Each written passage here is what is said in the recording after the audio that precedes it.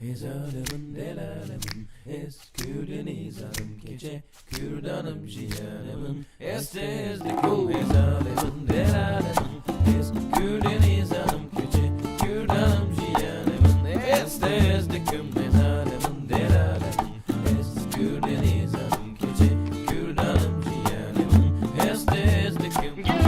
estezdikum estezdikum estezdikum Türk'ü kardeş falan değil ayan beyan sevgilidir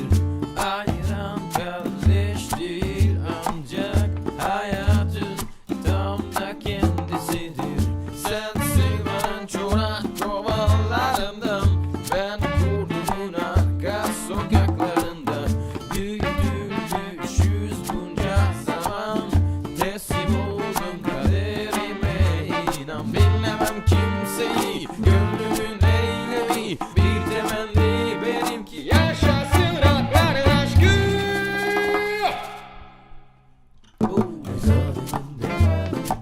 eskülü nizanim keça kurdan'ım jiyanımın estezdikum xezala'nın delala'nın eskülü nizanim keça kurdan'ım jiyanımın estezdikum estezdikum estezdikum estezdikum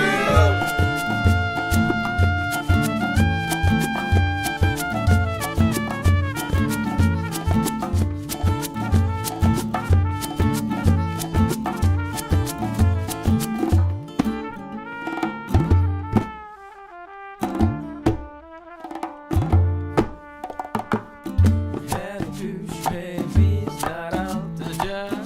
ırkçıya faşiste dünyayı her sevişmemiz yol açacak yeni bir kozmik taşınmaya kudurup köpürseler bile keça kurda'msın böyle birine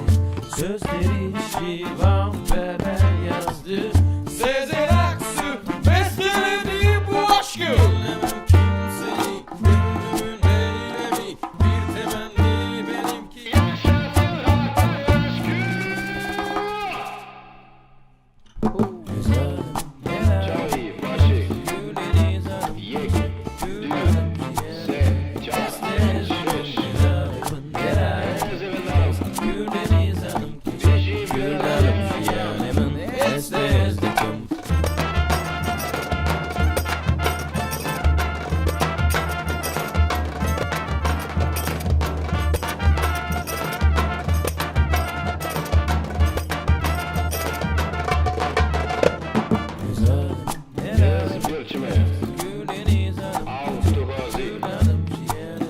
Estezdikum